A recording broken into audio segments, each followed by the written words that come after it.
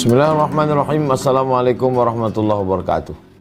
Serangga yang mau kita bahas ini adalah masalul mu'minin kamatsalin nahli.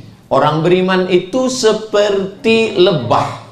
Kenapa orang beriman itu seperti lebah? Ternyata setelah diteliti, lebah itu ada 4 keistimewaannya.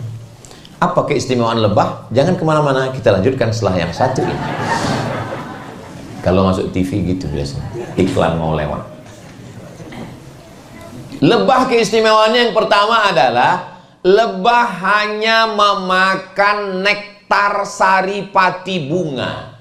Kita belum pernah itu melihat ada lebah makan soto. Belum ada. Belum ada lebah tiba-tiba berkerumun di salah satu rumah makan namanya Lafayette. Belum ada.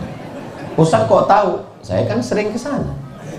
Kemarin waktu Idul Fitri, saya dengan keluarga saya semua saya bawa ke sana. Mau ngasih tahu aja.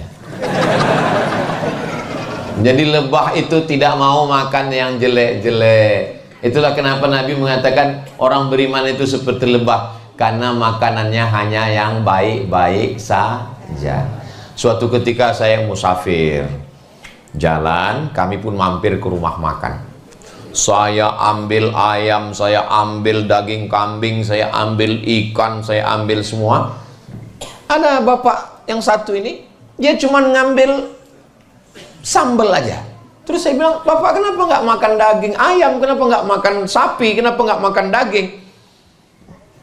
Dia jawabnya pendek. Mohon maaf ya Pak Ustadz, saya nggak tahu siapa yang motong. Saya sudah habis. Itu kalimat dia itu nendang banget loh, menusuk ke jantung saya. Maksudnya kalaupun dia jaga makanan, janganlah dia ngomong gitu di depan saya. Jaga juga lah perasaan saya kan. Saya ini kan ustaz, masa dia ngomong begitu? Mudah-mudahan dia nonton video ini.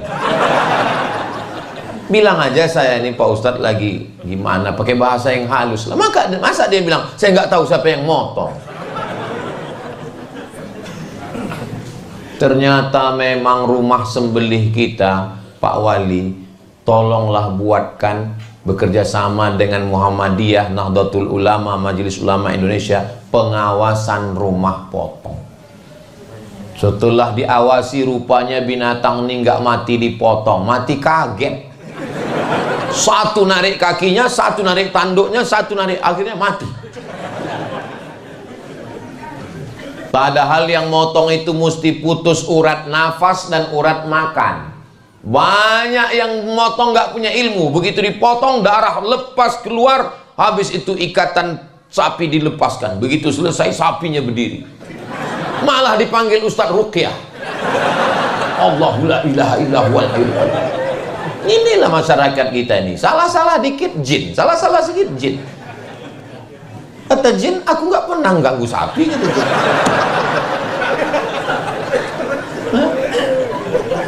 Jadi ilmunya mesti benar. Makanya ini nggak lama lagi sudah masuk Zulhijjah. Maka tolong penyembelihan yang benar. Kami mohon maaf bukan mau mengiklankan, hanya ingin menyelamatkan. Kami selalu mengundang juleha untuk nyembelihin. Juleha itu bukan perempuan, juru sembelih halal. Suami ibu yang macam-macam serahkan ke juleha. Mama izin nggak kalau papa? Izin pak, izin. Ini nomor juleha.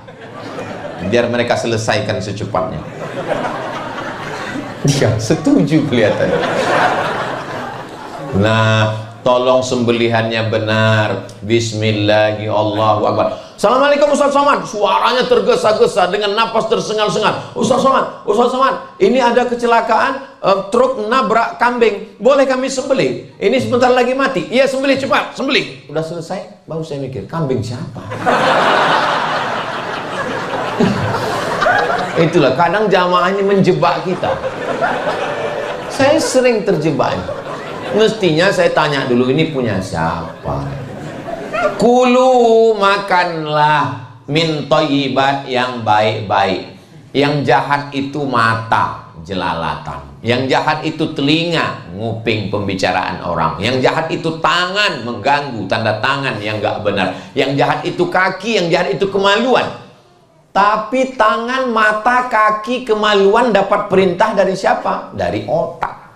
Otak yang memerintahkan ini semua. Apa kata otak? Buat ini, buat ini. Makanya kalau otak sudah tidak sempurna, suami saya itu Pak Ustadz orangnya nakal, jahat, tapi sekarang sudah di rumah tenang. Kenapa? Stroke. Mohon maaf jangan. Mudah-mudahan saudara kita yang sakit segera sembuh. Karena nggak sempurna lagi darah dari ini. Nah, darah dari otak ini dapatnya dari mana? Darah dari otak itu dapatnya dari jantung yang berdegup dan berdetak 2 jari di bawah. Itu jantung yang normal. Biasanya detak jantung ini ada yang nggak normal. Biasanya detak jantung nggak normal itu disebabkan 2. Pertama jatuh cinta, kedua jatuh tempo.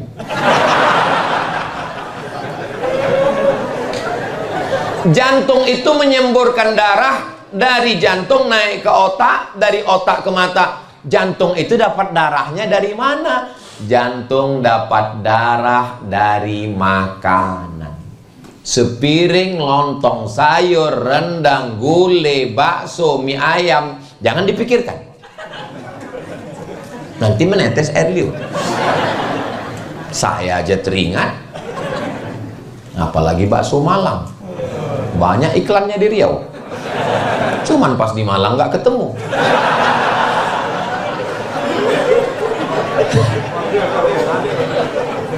Dari setetes darah masuk ke jantung, dari jantung naik ke otak, dari otak ke mata. Maka kejahatan itu berawal dari makanan.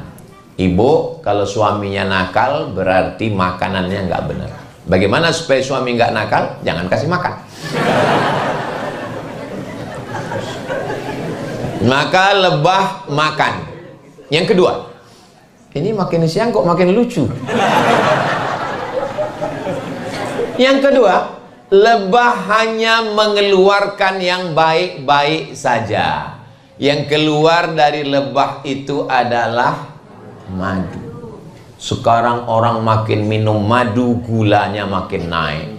Ternyata sarang lebah dimasak dengan gula merah, dicium baunya bau madu, ternyata gula. Wahai penjual madu oplosan, Ustadz nunjuk siapa? Yang nonton.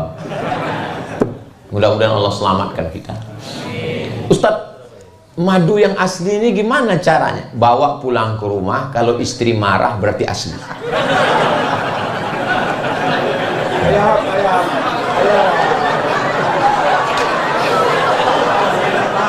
Memang jam-jam segini ini telat mikir memang. Ada yang senyumnya belakangan. Nah, jadi orang beriman itu tidak pernah mengeluarkan yang tidak baik. Ngomongnya baik, tutur katanya baik. Kenapa orang tidak mau masuk Islam? Bukan karena Al-Qur'annya tidak baik, tapi perbuatan orang Islam tidak baik. Lampu hijau baru 1 detik, tik, pen, ten. Numpang parkir di depan baru sebentar, ngamuknya bukan cuma binatang yang keluar, kebun binatang keluar. Ini bukan orang Islam. Siapa itu muslim? Man salimal muslimun min lisanihi wa yadihi. Selamat orang lain dari lisannya dan tangannya. Siapa itu?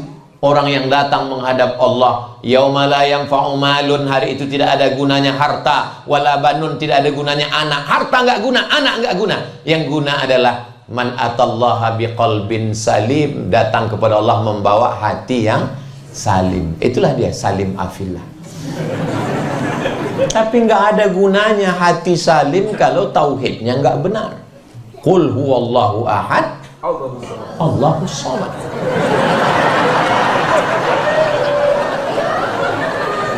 Hati bersih, tauhidnya lurus, itulah nasihat yang disampaikan oleh Luqman kepada anaknya.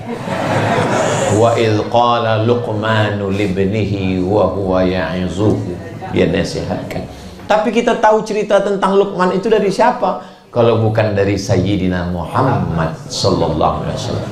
Supaya empat-empat ini namanya masuk. Habib Muhammad bin Anis, Ustadz Luqman, Ustadz Salim Afillah, Ustadz Abdul Somad.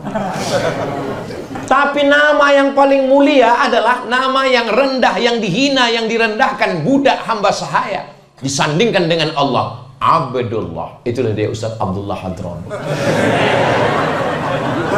Daripada saya di WA pulang dari sini,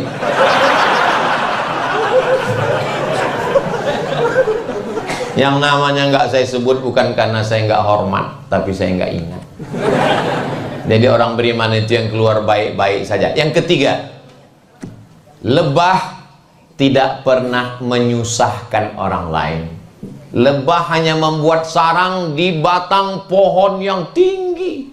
Apa pernah lebah buat sarang di samping dapur kita? Nggak pernah. Lebah. Tapi aneh, kemarin saya lihat lebah buat sarang di gedung perpustakaan daerah. Di gedung pustaka dia buat. Ternyata lebah tidak mengambil rumah kita. Kitalah yang sudah mengambil rumah lebah. Hutannya kita potong. Akhirnya harimau masuk ke kampung. Orang kampung ngamuk, harimau masuk kampung. Untung harimaunya nggak bisa ngomong. Kalau ngomong bisa ngomong harimaunya. Kalianlah yang sudah masuk ke kampung kami. Kita yang sudah mengambil jalan mereka. Kita yang sudah menebang pohon mereka. Man qata'a sidratan, siapa yang memotong sebatang pohon sidir, sawwallahu ra'sahu finnar, disungkurkan Allah kepalanya ke dalam api neraka. Lebah tidak pernah mengganggu. Lebah makannya yang baik. Lebah hanya mengeluarkan yang baik. Keempat, lebah tidak pernah merusak. Tapi kalau dia diganggu, kalau nggak percaya, pulang dari sini cari sarang lebah. Ambil ketapel, lempar pakai batu. Sekali dia diganggu, dia akan mengejar sampai ke dalam kali sungai. Begitu kamu tarik nafas ke atas, baru dia entuk. Dan lebah cuman punya satu senjata seumur hidupnya. Dia tahu kalau senjata itu sudah dia pasang, dan ketika dia terbang, perutnya akan tercabut. Itu senjata yang di belakang, sengatnya itu kalau sudah masuk ke kulit kita, dia terbang, itu melekat, tercabut, dan dia akan mati. Karena prinsip lebah adalah ish kariman au mut syahidan, hidup mulia atau mati syahid. Lebah nggak pernah ngomong gitu. Saya saja mencoba. Saya mencoba untuk menafsirkan. Bagi lebah lebih baik putih tulang daripada putih mata. Putih mata itu maksudnya ngelihat mahasiswi yang dulu kalian antar ke kampus sudah dipinang orang lain. Lebih baik putih tulang daripada putih mata. Apa maksudnya putih tulang? Ya banting tulang lah Pak Ustadz. Mudah-mudahan apa yang saya sampaikan ini menjadi pelajaran buat saya sendiri, buat kita semua, sehingga kita bisa menjalin persaudaraan, saling berbagi, menjaga. Dan lebah itu ada tugasnya masing-masing. Ada ratu lebah, ada pasukan pencari makan, dan dia tidak pernah lupa jalan pulang. Lebah begitu dia terbang, dan dia tahu lagi jalan pulang. Malah ada orang beriman nggak tahu jalan pulang, nggak pulang-pulang, namanya Bang Toib. Mudah-mudahan kita semua bisa mengambil pelajaran dari makhluk-makhluk Allah, supaya kita fa'tabiru ya ulil absar, ambil pelajaran. Ustaz hanya boleh sampai jam 12.30, ini sudah jam 12.35. Ini sudah melanggar kode etik. Mudah-mudahan Allah mengampuni kita semua insyaallah. Madiun lemahi teles matur nuwun, Allah sing balas.